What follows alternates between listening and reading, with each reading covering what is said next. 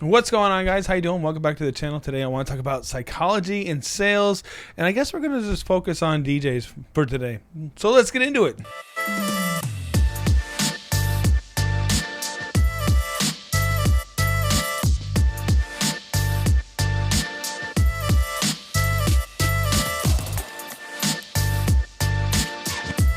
What's going on, guys? How you doing? Welcome back to the channel. My name is Scott King. I'm running a DJ company in Orlando, Florida. Make sure to check it out, www.djsorlando.com.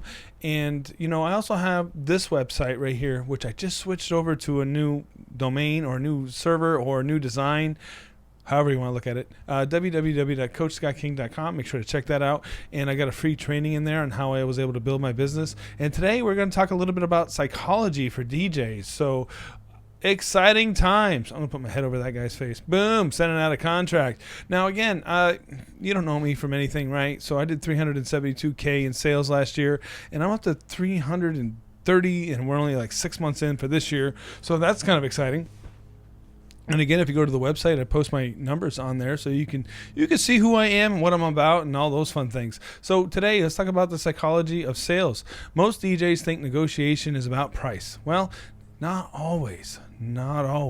So I saw a post online recently, and a guy was like, oh, if you see these guys DJing, that just means they underbid somebody else and they got this gig. So that's somebody being sour, and they didn't have enough value into what they were presenting, or maybe they're not spending enough money on getting leads to have enough opportunities to be able to, craft their psychology and their sales skills, that kind of thing. So again, just keep that in mind. Most DJs think negotiation is about price. Not always. It's actually about psychology. How are you presenting the information? Do you look presentable? Have you convinced the other person that you know what you're talking about, right? Like that you've done all these shows, that you are the expert in your skills. How do you do that? You do that by, having content out there that explains, why they should choose you, because you've been around the block, you understand these things. Me personally, the degrees I have a audio recording engineer degree from Full Sail. I have a mass communications degree, bachelor's degree from Plattsburgh State University. I have multiple certifications in NLP and hypnosis. And do you need all of this to back you up? With the 20, 30 years of experience you have doing whatever it is that you do? No, but you will present that as you talk, because you do have the experiences behind you to display the confidence, right? So again, it's not always about the price that you put in front of them. It's because it depends on the person that you're talking to. And again, I did 372K in sales last year. So basically, I just want to talk about these principles and how you can use them to, open up your mind and make more money, right? Because the business doesn't survive without making money. And then you also don't want to undercut everybody around you, right? Because you're not going to make any friends that way. Whether or not that matters or not is up to you. It depends on where you are in your business. So there are a bunch of undercutters, or whatever you want to call them, in the business, yet you don't have to worry about those guys, because they're taking all of the cheaper clients away, right? And leaving you with the prestigious clients, the one that wanted to pay a little bit more to have that extra level of, years of experience or confidence or a built infrastructure or security, because they know you've been in the game. Many different reasons, which we'll go over, right? But understanding the psychology, right? It's not always about price. It could be most times or sometimes, yet you don't have to focus on that. Or you could just be happy that you didn't get that sale, and somebody else will get a more difficult client. That's another thing too. Like if you don't have compliance steps, right? Like if you tell a lead that doesn't know who you are, hey, look, set up a Zoom and then we can chat, and they don't want to do that, well, how confident or how complicated is it going to be down the line if they don't want to pay you, or they want to be complicated, and if they couldn't set up a Zoom call in the beginning, what makes you think they're going to follow any of your other commands to do what you need to have happen, for the following steps, or executing the your services for the day? It's just something to keep in mind, right? So, again, it's all about the psychology. What has the other person got? Who are they, right? So I'll move my head over here. Boom. Why most DJs lose money before they even start. Ever notice how some DJs consistently command premium rates, right? while others struggle to book gigs. And, I get this all the time. Oh, man, this other guy was cheaper, or I can't get this gig, or I'm a DJ, but I, have a day job, or I have, what did one of the guys say to me? Oh, my big boy job is during the week. It's like, well, this is what I do, all right? So everything matters to me, right? So just keep that in mind. The harsh truth, right? Most DJs lose money before the conversation even begins by approaching negotiations from a position of weakness, right? So if you show up there and you don't have the confidence, well, that's not going to help you, right? Like the other person's going to sniff out the fear and then see what they can get out of you, right? So everybody that I train them to have, a level of confidence to whereas if we don't get this sale, it probably wasn't meant to be.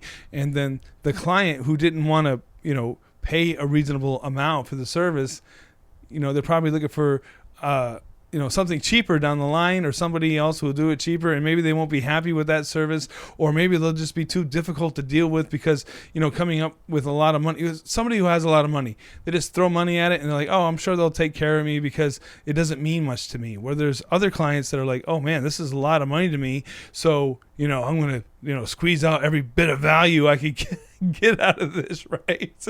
Even though you're like, hey, look, I'm just a DJ, I'm here to make things happen. We're also here to provide a service, and at the same time, what are you looking for? Just keep that in mind, and then the mindsets of different people, right? The costly mindset errors, viewing bookings as favors, not business transactions, right?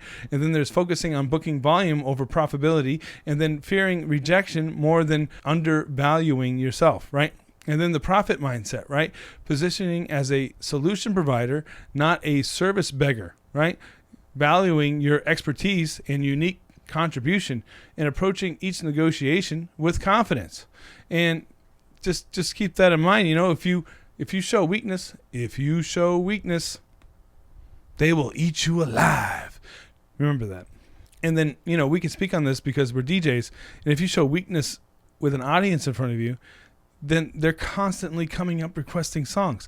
The way I look at it is like if I'm constantly hitting you with bangers, you're too busy dancing and having a good time to bother me with, Dancing Queen or something like that, right? So there you go. There's that. And then up next, right? I'll move my head again. Boom, up here.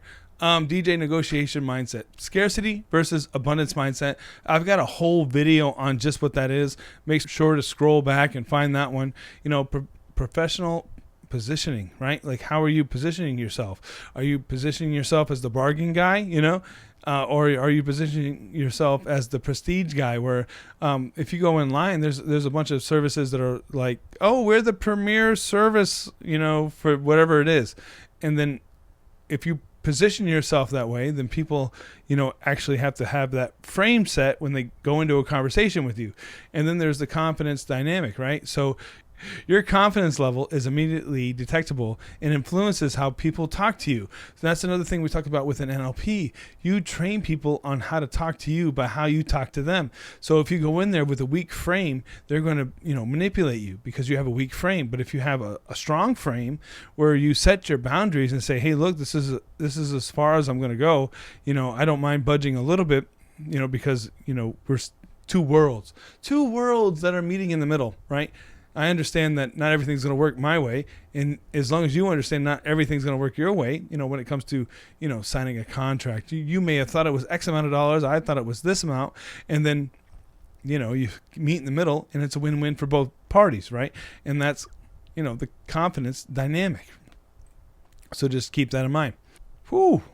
I love sales psychology. All right. So up next, emotional buyers. There's 4 different types of buyers, and then I'm sure there's 20,000 different other trainings. Also, there's 4 different types of ways to get someone to move. And you can, apply buyers to it, or you can apply whatever, action you want somebody to take, right? But there's 4 different types. The first type, emotional. Like they're only going to move if they feel connected to the vibe, right? And then you have logical buyers, which I have another video on this whole thing. In the YouTube channel. Make sure to hit that up. Logical buyers, right? These are people that are like, oh, this makes sense. I've called a couple other people. The price is about right. Your services are good. Your reviews are in line, that kind of thing. And then there's security people. They want to know how long you've been in business, if you've had any troubles and were able to overcome them, and you would just set their mind at ease with any stories, with that in mind. And again, I have a whole script. Again, like I have a whole script and a training online that goes over all this stuff on the website. Icebreaker, right? So how do you talk to somebody when they call you up on the phone? Go to the website, check that out. Also have a free training as well. Website's right here. If you just sign up for the pop-up, opt-in window, it'll bring you right to that website, or it's a free program. I have a free program, and then I have Icebreaker, which is at a low cost. And if you're finding any of this information, valuable, make sure to sign up for those. And I have other trainings as well. But anyway, prestige buyers, those are people that are like interested in, celebrities you've DJ'd for, corporate events you've DJ'd for, if you've been on TV, that kind of thing. Also, your number of people that like you. These are prestige clients, right? Anti-package negotiation. That's kind of like how I approach things. And basically what that means is, other companies may have packages that include one thing or include another thing. And then, a client maybe talking to other companies. Oh, they had this package and I want to take this out, but add this one thing, and then take this other thing out and add this one thing. So you're trying to a la carte, your way to a discount, right? So I usually poke fun at people that have, complicated packages, and I just make things simple. I'll be like, hey, look, this is how much all these items cost. So what do you have? Like 6, 7 items, in general. They might be interested in like 2 or 3, maybe 4, and then you put all those things together and then put a discount at the end of it, and then there you go. You don't have to a la carte your way to a discount. You've already created a discount by putting all these different things together, right? And whatever makes the most sense. Boom, put my head over there. What's the next slide? All right, so here we go. Psychology technique number 4, and there's scarcity and urgency, right? So number 1, you have a limited availability, and I'm not a big fan of scarcity tactics, but at the same time, it's realism, right? So, it's a Saturday or it's a busy holiday weekend. We have talent, but here today and gone tomorrow. So it's not pressure sales. It's realistic, right? If you don't book now, this person won't be here later. So how bad do you want it? Are you actually ready to buy, right? Keep that in mind. And then talent hold system. I mean, on a regular weekend, we say, hey, look, here's a contract. You got 7 days. Once that's signed, we locked it in. Otherwise, we can't have a contract open for 30 days. It's not, fair to my talent to keep them on hold for that long, especially when other opportunities could come their way. So we have 7-day holds for people. So up next, transparent booking process, right? Our booking process works on first, confirmed basis. So the sooner you get to us, the sooner we can lock something in. And this is something that your clients will appreciate, and then you can appreciate as well, because you got a business to run. And again, if you're running a service-based business, you only have so much resources. You only have so many people that work for you. You can only deploy them to so many different places at once. And then, if you have to hire on, I guess that's a different problem to have, right? You have to hire on more staff. More money, more problems, right? Let's go. So just keep that in mind. And again, we got some other advanced techniques, right? So the power of silence.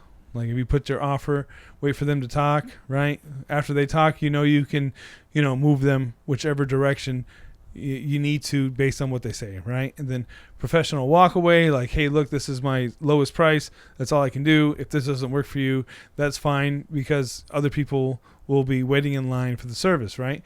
Mirroring communication. Mirroring, right? If they use certain words, like say someone starts swearing, you can start swearing back at them, right? But I wouldn't start that way, like you would want to do that to meet them where they're at, that kind of thing. Or if somebody, is very proper, or we'll say very religious, then you would, start there, right? And then move as you see how they, act. It's just how they operate within the world. Not that you have to be fake or anything. Yeah, at the same time, you don't want to be confrontive. You just kind of want to meet them where they're at and be like, hey, look, I understand what you're saying, and how can we move forward from here? Does it work out? And not every sale has to work out, right? We have the walk away and the power of silence, right? And then another one, right? Social proof. Like how many people are backing you up, saying that your product is good, that kind of thing. So just keep all these things in mind. And then if you need help, again, I have a whole training on the website. Make sure to sign up for that. Well, there you go, guys. Once again, thanks for watching the video. Make sure to give me a thumbs up, a like, a follow. And of course, I'll have some more videos coming up because I have learned so much with Go High Level. And if you want a 14-day free trial, I'll leave a link in the video. Alrighty, I'll catch you in the next one. Peace.